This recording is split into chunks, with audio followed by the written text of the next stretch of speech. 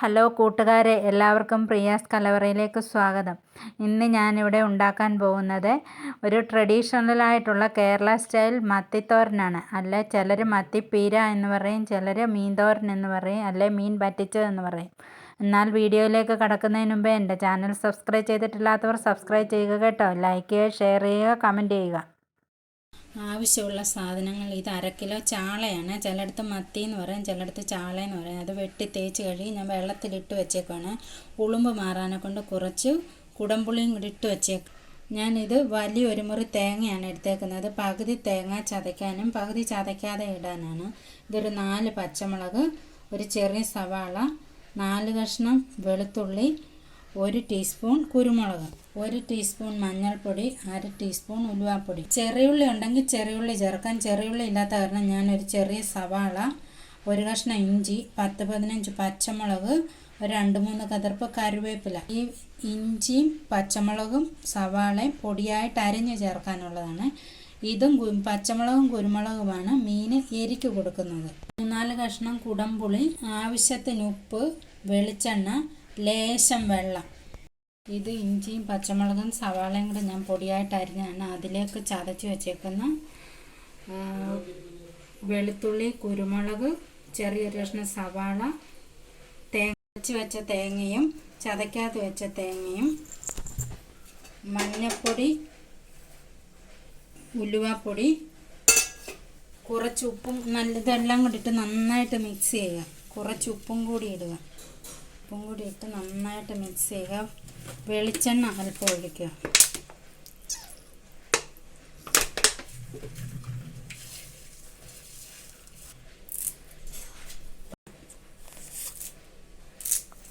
ഇത് നന്നായി ഞെരടി ചേർക്കണം. അപ്പോഴാണ് മീൻ തോരന് നല്ല ടേസ്റ്റ് വരുന്നത്.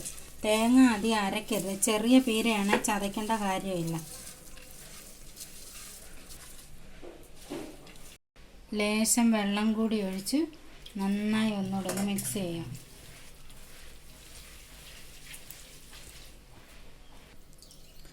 കഴുകി വാരി വച്ചിരിക്കുന്ന മീനാണെങ്കിൽ ഇട്ട് കൊടുക്കാം.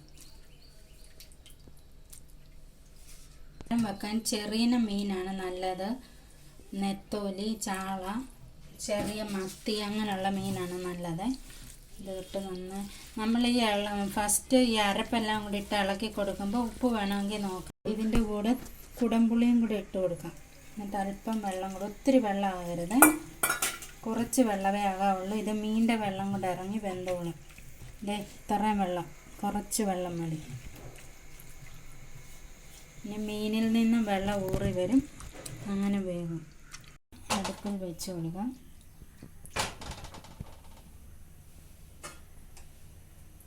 ഇടയ്ക്കൊന്ന് ഇളക്കി കൊടുക്കണം ലൈറ്റായിട്ട്.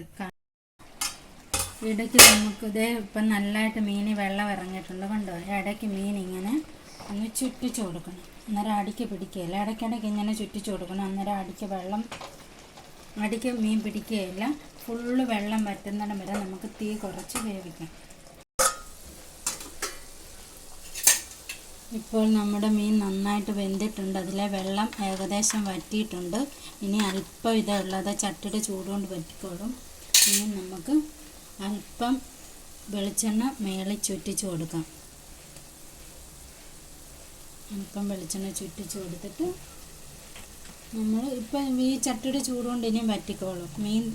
മീൻ പീര റെഡി ആയിട്ടുണ്ട്. ഞാൻ അടുപ്പ് ഓഫ് ചെയ്തിട്ട് അടച്ചു വയ്ക്കാൻ പോകുന്നു. അങ്ങനെ നമ്മുടെ നാടൻ മീൻ പീര ഇവിടെ റെഡി ആയിട്ടുണ്ട്. നിങ്ങളിത് ട്രൈ ചെയ്ത് നോക്കിയിട്ട് അഭിപ്രായം കമൻസിൽ അറിയിക്കണം. ബൈ.